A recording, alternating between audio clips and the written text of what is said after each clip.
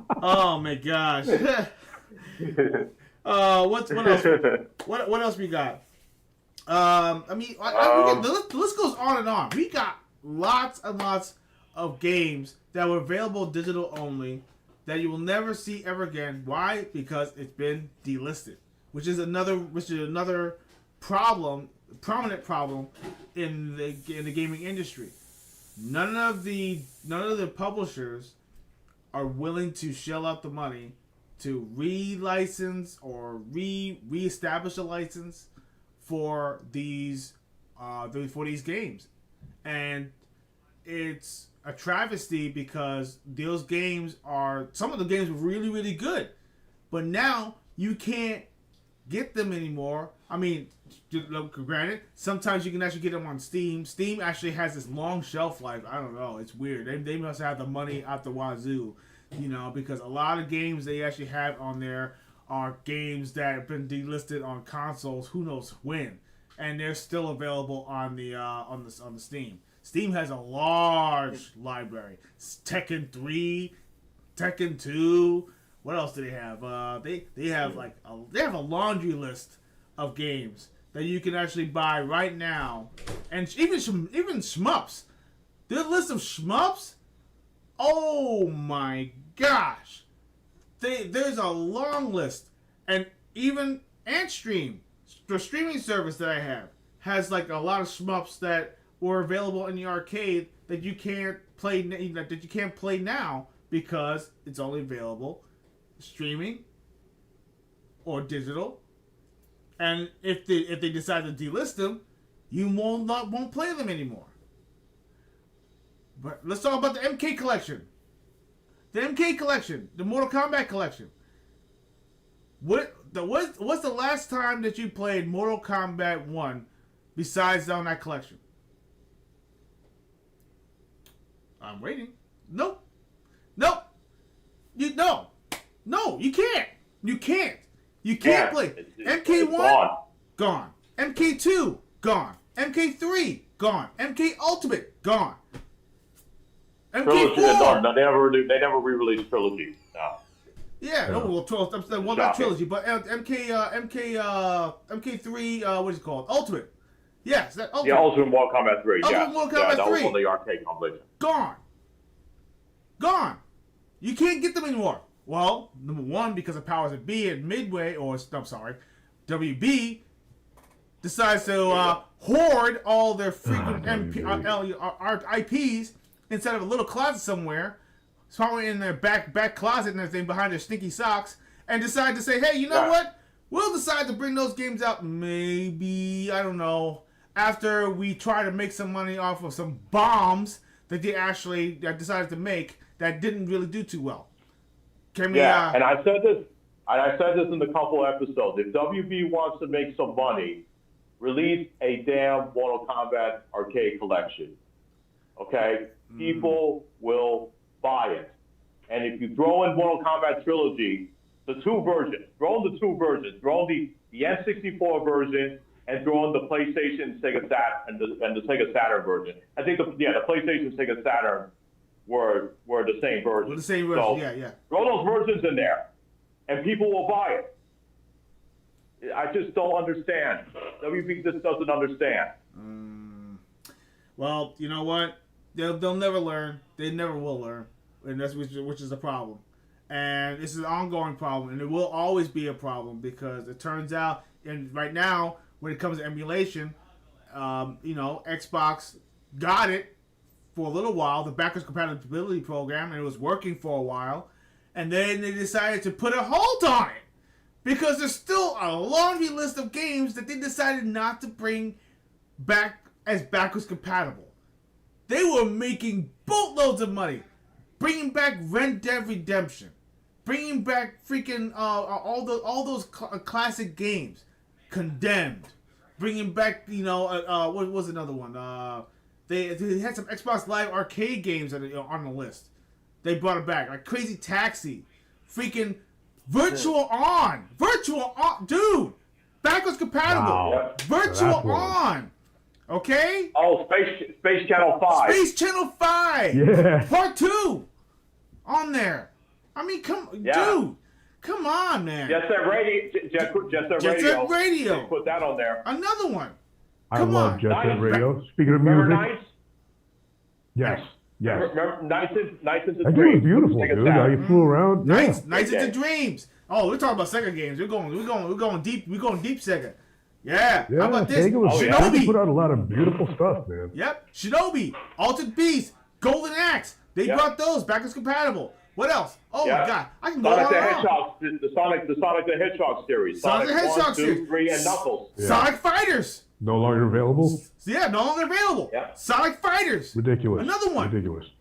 No Yeah, longer Virtua available. Fighter 2. Sonic 1, 2, and 3. You can't get those separate anymore. Nope. Can't get those. Not at all. Delisted. All three. All three. You can't get them. Wow. Zero. Zip. Nada.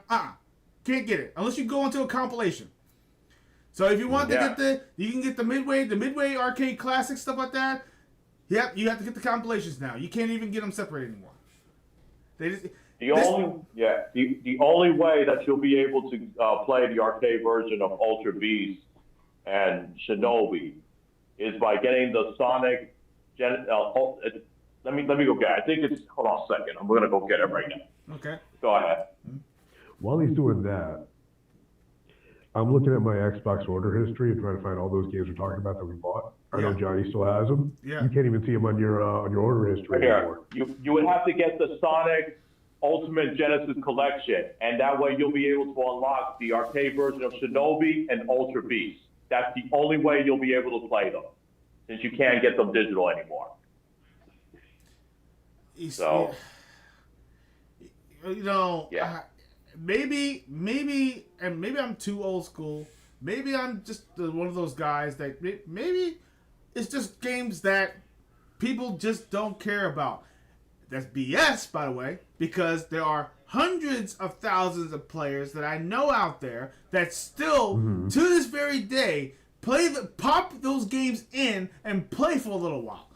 Don't give me that. course. People still play Pac-Man. People still play Mario Bros. People still play freaking Donkey Kong. People still play these classic games. Regularly. Don't Regularly.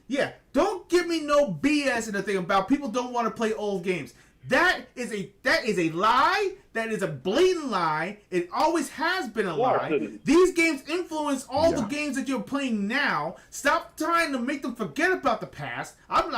This is my little rant I'm going on here, okay? So just let me rant rock. Oh, go Let me ahead, rock. man. I agree. Go ahead. Let me rock. I'm gonna rock this ahead, one, do your okay? thing. Okay. All right. I'm gonna put this whole entire industry on blast right now. Number one, you don't understand. You don't understand. Retro gaming and everything is still very prominent in this industry. It always has been. These games right there are influencing a lot of the devs that are out there right now.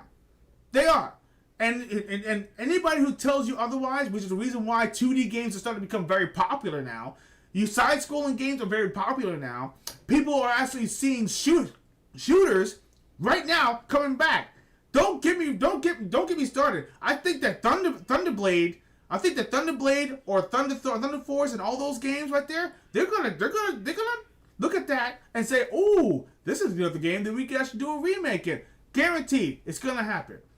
Space Harrier, I guarantee you, they're probably looking at Space Harrier. Classic. They're gonna look at Space Harrier and Harrier. say, "You know what? We could put a nice little polish on that game and everything and make it really awesome." They actually did a certain successor made by Yu Suzuki that came out for the came out for the Nintendo Switch, and I think there's available on the Xbox Series right now. You can actually download now. It was like a quasi sequel of a sort and everything. You can actually ride on a dragon or something like that, and you actually have a cursor, and you can be able to shoot these lasers and all that stuff. It was almost like a quasi Panzer Dragoon, another great game, by the way. Panzer Dragoon. Yes. Panzer Dragoon. Classic. Yes. Panzer Dragoon. Order. That was up there with Knights. Oh, Knights. Yes. Yeah, that was up there with Knights. It was Yeah. Yeah. Knights.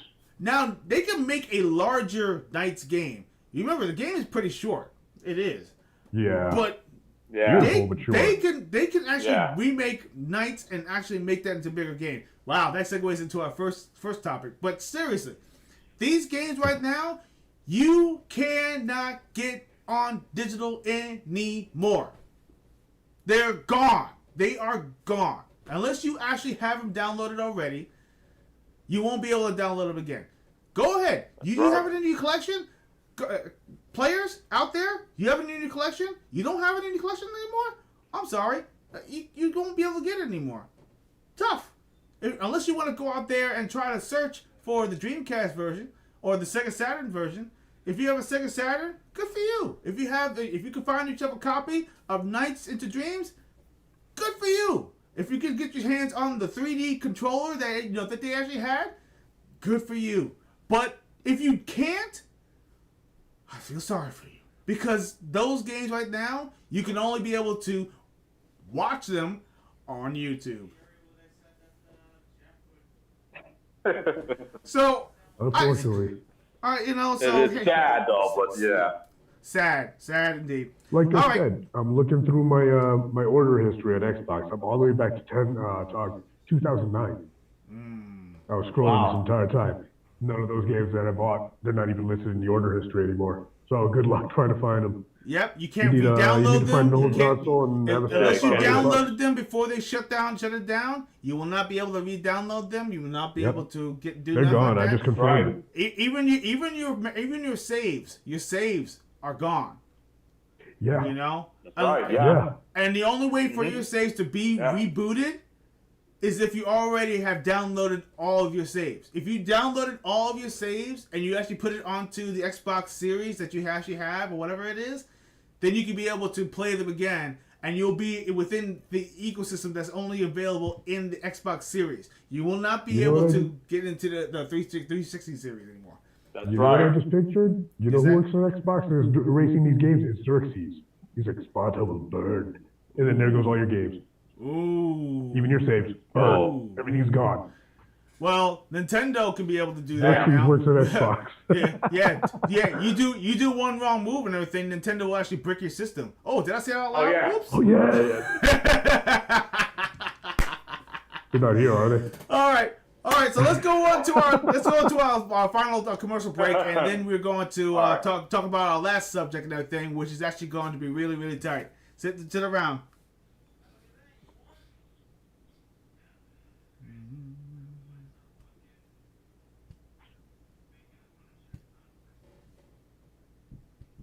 Is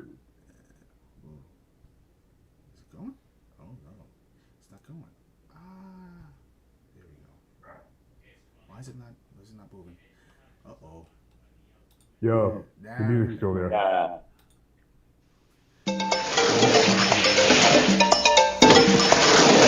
Master Higgins is back in Adventure Island 2. This time, he's not alone in his quest to save his beloved. Various prehistoric friends will help Higgins defeat his fiendish foes. Adventure Island 2, the premier action-adventure game. By Hudson Soft.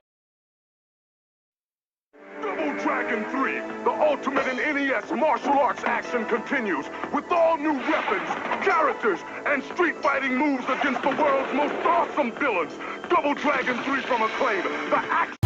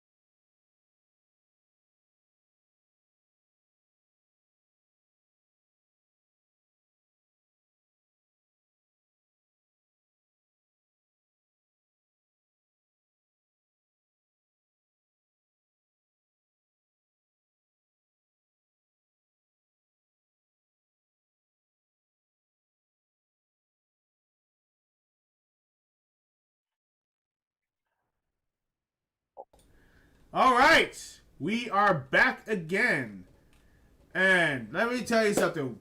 We are going to talk about something that's happening later this week, and is a big deal.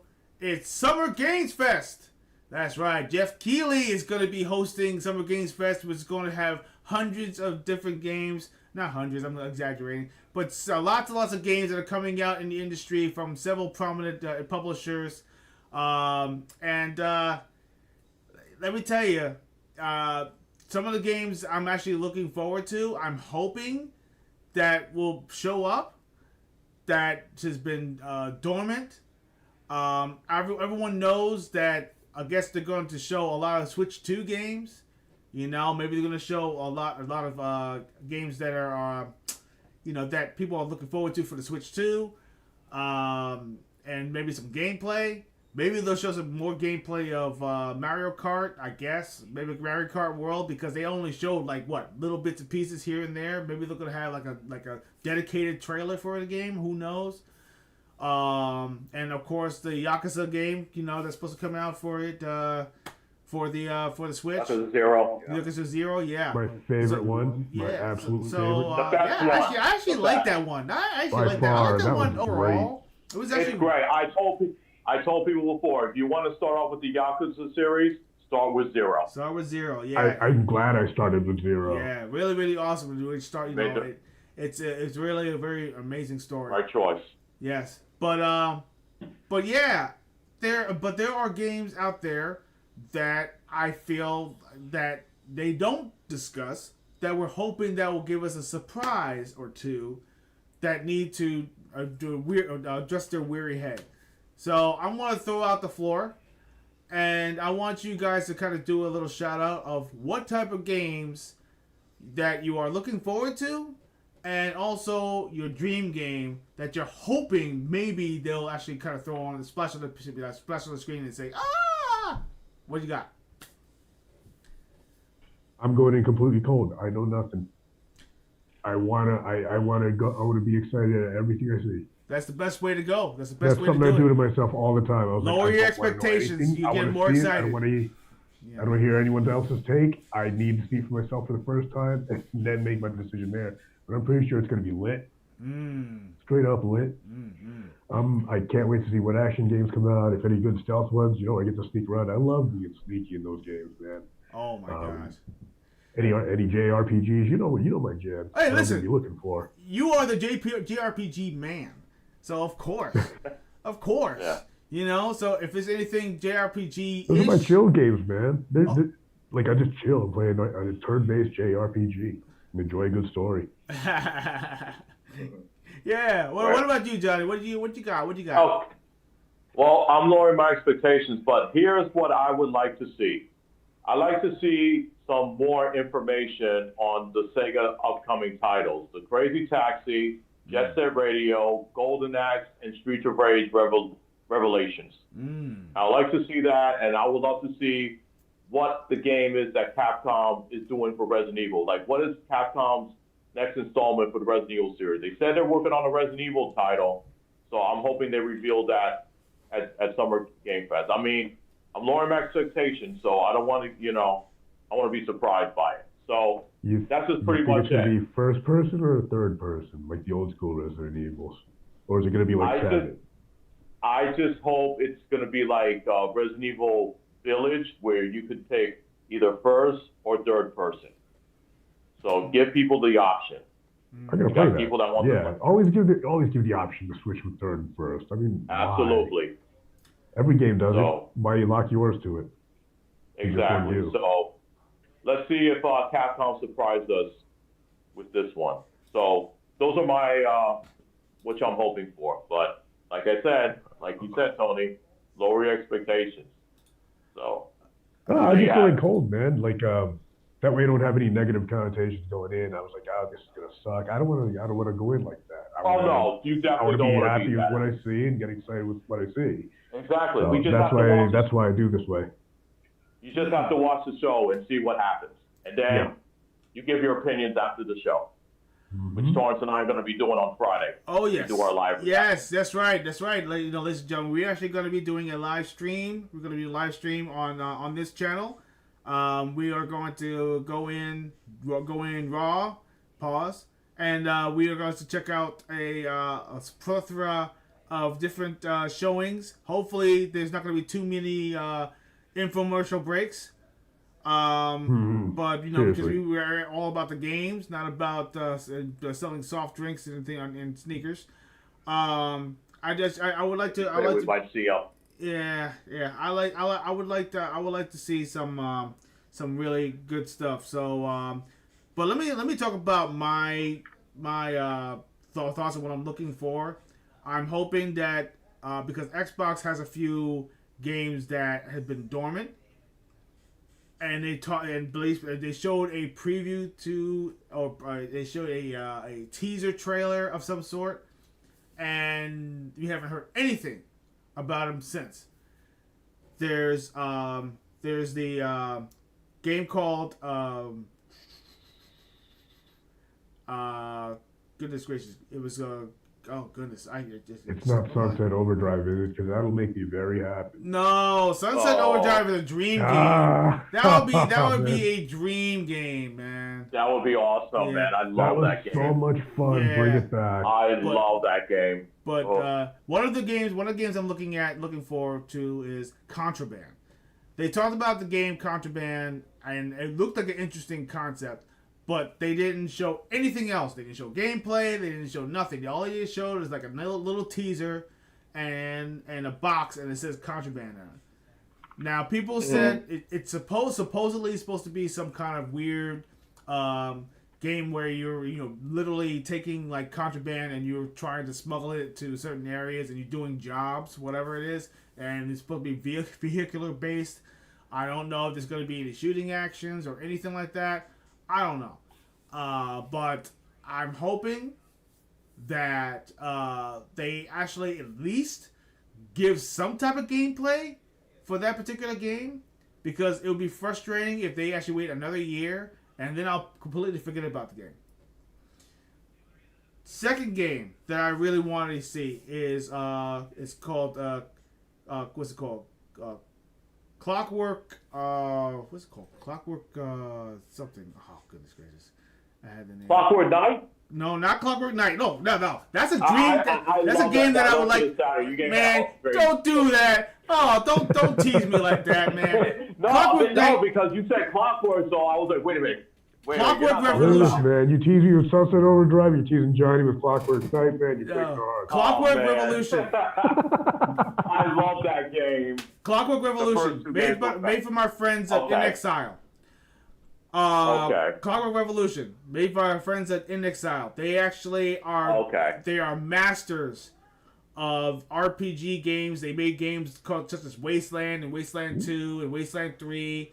They know storytelling. They've been around since the early PC days, and they are going all in with the Clockwork Revolution game, and it looks really, really good. The preview looks amazing, and I feel like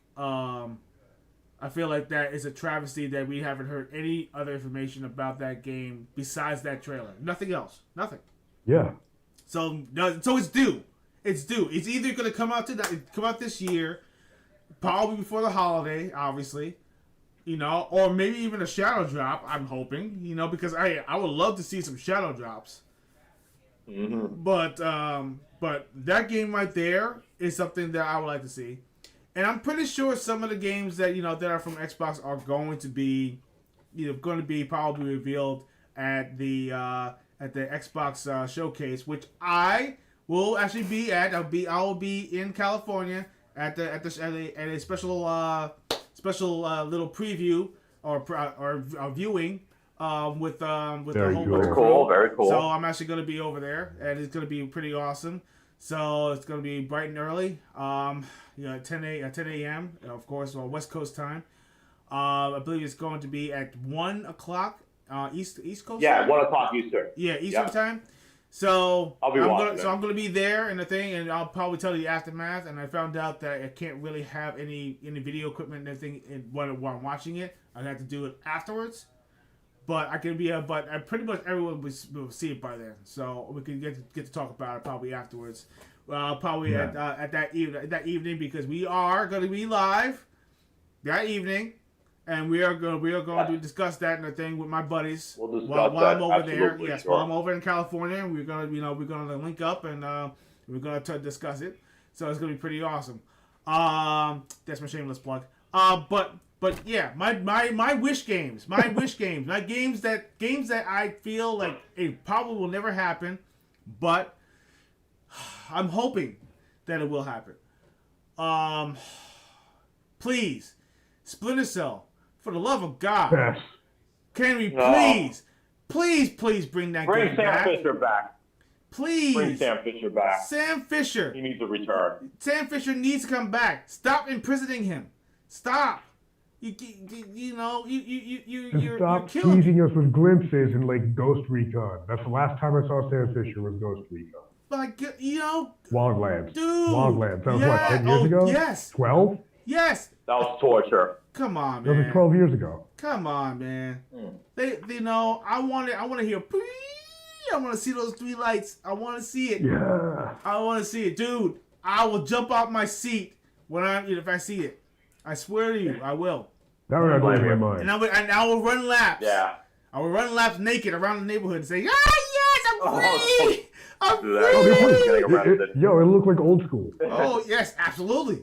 Absolutely. Yeah, we're going to go streaking. around the Yeah. bend yeah. and around the school and we're going streaking. We're going streaking. Streaking.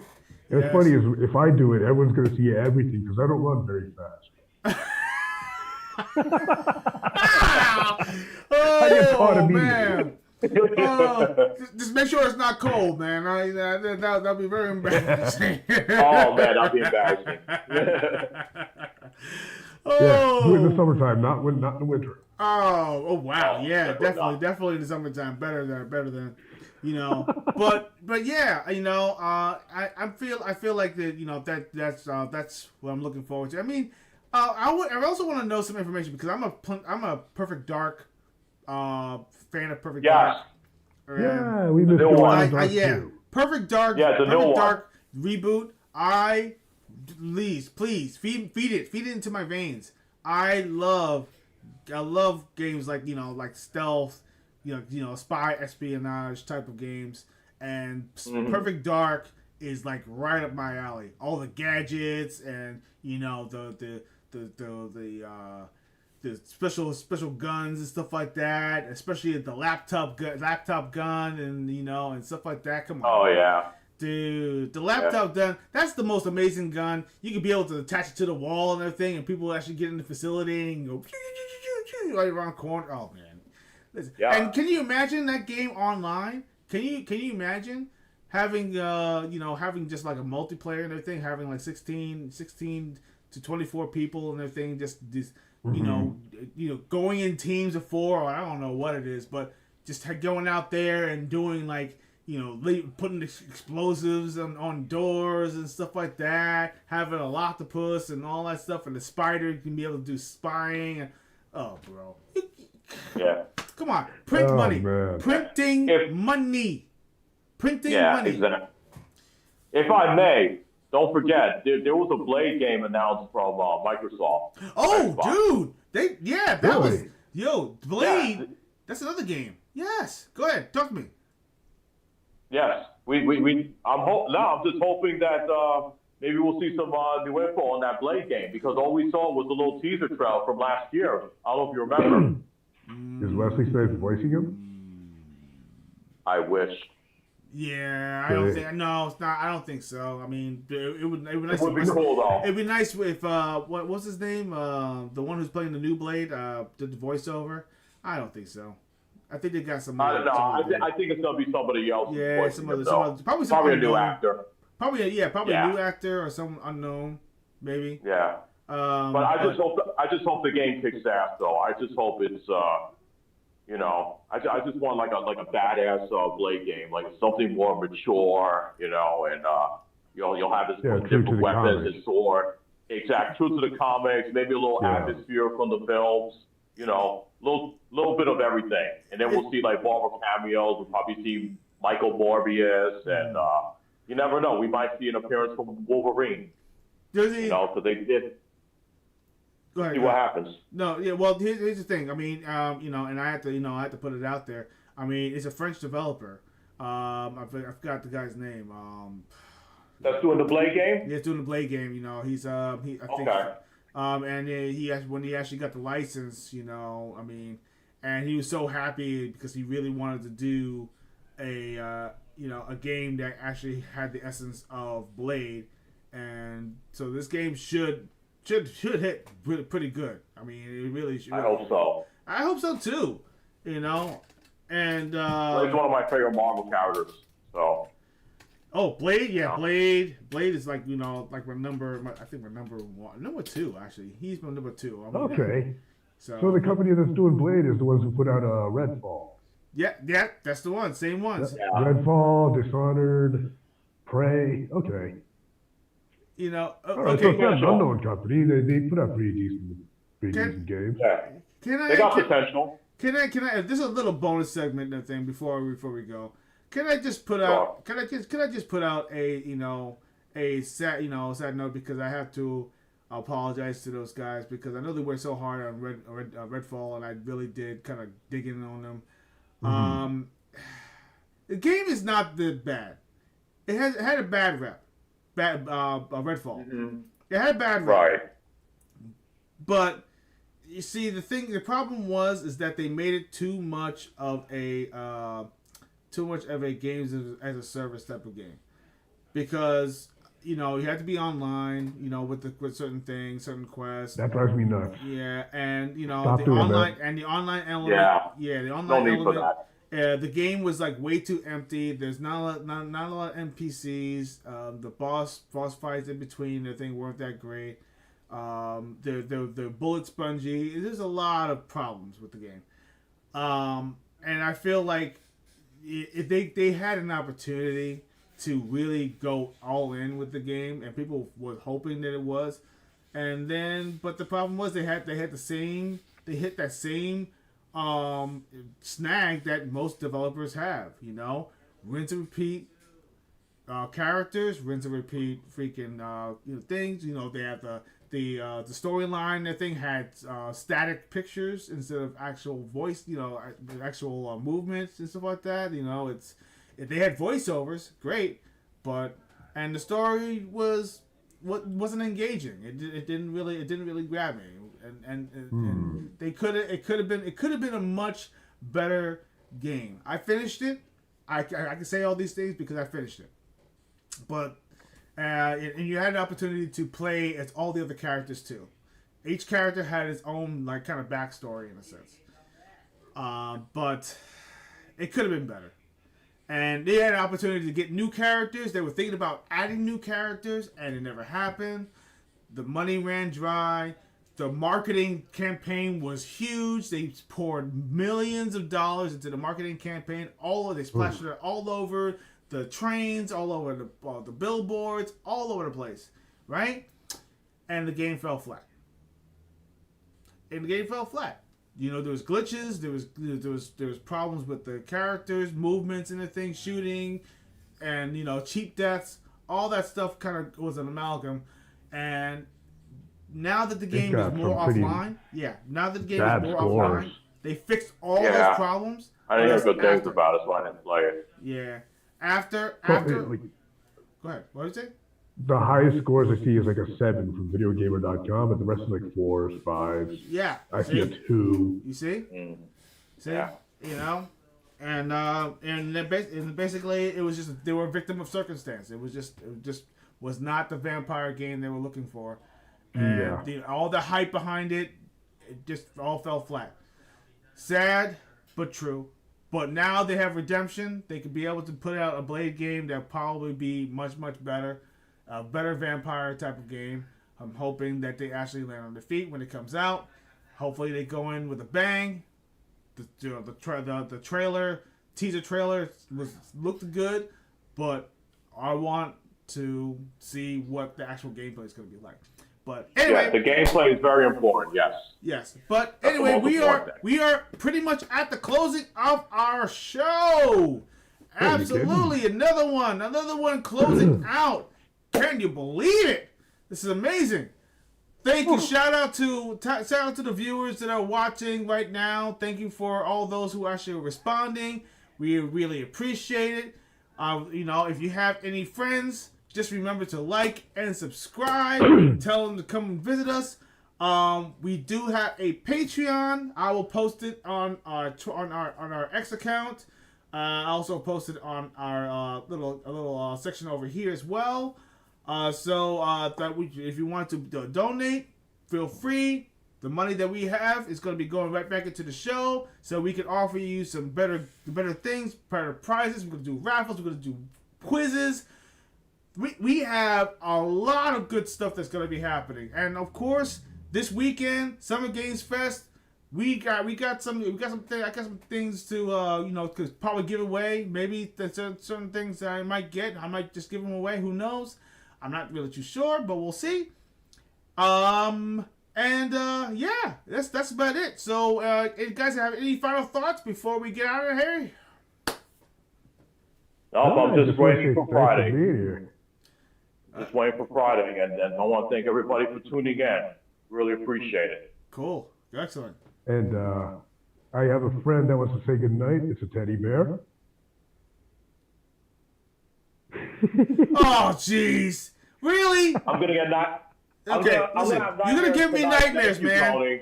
Dude, don't do that. That's all I need. Don't do that. Don't do It's that. just a fuzzy bear. Everyone loves a fuzzy bear. Fuzzy. I want you to do me a favor, Tony. Go play Condemned 2, and then you get back to me if it's a fuzzy bear or not. Okay, I'll go play it. I'm really enjoying this. Oh, jeez. So, if you like and subscribe, the bear won't come to your house. Oh, there you go. So everyone, there's incentive. Yeah. Get us to 1,000 subscribers. The bear won't come to your house. Like and subscribe, or the bear will get you. All right. Yes, please. All right. Thank you, everyone. Thank you for tuning in. And once again, I just want to say, keep on gaming, keep on leveling up. We'll see you next time on Gaming Treble. Don't forget to have fun out there. Play on. The most important thing is gaming is all about fun, guys. So take care of yourselves. And we